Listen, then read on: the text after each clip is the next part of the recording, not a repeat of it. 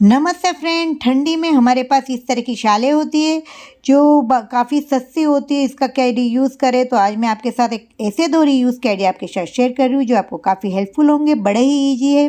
देखिए फ्रेंड, हमें जितने भी कपड़े रखने ना उस हिसाब से उसे पहले आप रख लीजिए।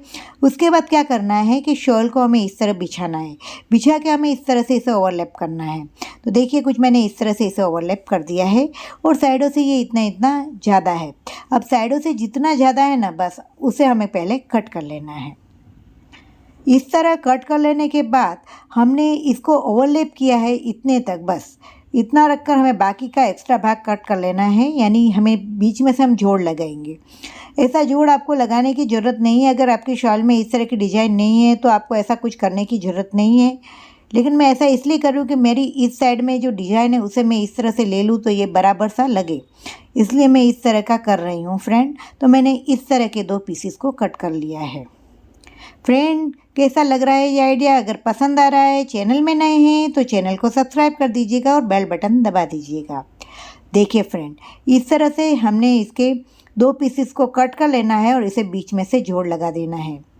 इस तरह मैंने जोड़ लगा दिया है इसको दोनों के बीच में से। और इसके बाद हमें फिर से अपने जो कपड़े हैं उसे रखना है। यहाँ पर मैंने अपने जो ड्रेसेस है उसकी दो लेयर को इस तरह से रखा है पास पास में। तो मैं यहाँ पर आपको कोई माप नहीं बता रही हूँ। आपको जितने भी कपड़े रखने हैं, जो भी कपड़े रखने हैं, उस तरह से आप माप रख लीजिए। तो इस तरह से ऑर्गेनाइज़र बनाना बहुत ही आसान है। अगर आप इसमें यहाँ सिलाई मशीन का यूज़ करना नहीं चाहते तो ये काम आप हाथ से भी सिलकर कर सकते हैं। अब ये जो साइडों का हमारा कपड़ा बच गया है ना लंबाई में, बस उसी को मैंने ले लिया और इसे कुछ इस तरह से यहाँ रख रही हूँ। और इसे सिंपली इसका जो मिडल भाग है और इसका मिडल भाग है इसे हमें बीच में रखकर इस तरह से सिल लेना है। तो बहुत ही इजी वे में हमारा इस तरह से ऑर्गेनाइज़र तैयार हो जाएगा। मेरा मिशन आपको ईजीएस्ट वे में सिखाने के साथ साथ आपका सेल्फ कॉन्फिडेंट बढ़ाना भी है। तो मेरे इस मिशन में मुझे सक्सेस कर दीजिए और ज़्यादा से ज़्यादा इस वीडियो को शेयर और लाइक कीजिए। तो इस तरह आप सर्दियों में ढेरों कपड़ों को रख सकते हैं इस ऑर्गेनाइज़र में। और जब ज़रूरत ना हो तब आप इस ऑर्गेनाइज़र को फिर से बिल्कुल कम जगह में रख सकते हैं। इसे फोल्ड करके रख दीजिए, क्योंकि ना ही हमने इसमें फॉर्म शीट को यूज़ किया है और ना ही आटा बैग को, जिससे ये बिल्कुल भी जगह हमारी लेने वाला नहीं है। और धूल मिट्टी से तो ये बिल्कुल बचा के हमारे कपड़े को रखने वाला है।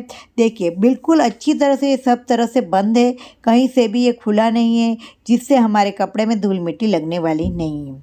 तो हो गया ना फ्रेंड, ये बहुत ही काम का हमारा ऑर्गेनाइज़र तैयार। लेकिन अभी भी हमारे पास शाल का काफ़ी भाग बचा हुआ है तो मैंने उसे ले लिया है। तो आपकी शाल की जो साइज है उस हिसाब से आप ले लीजिए। मिडल से मैंने कुछ इस तरह से इसे रखा है बीच में निशानी करके।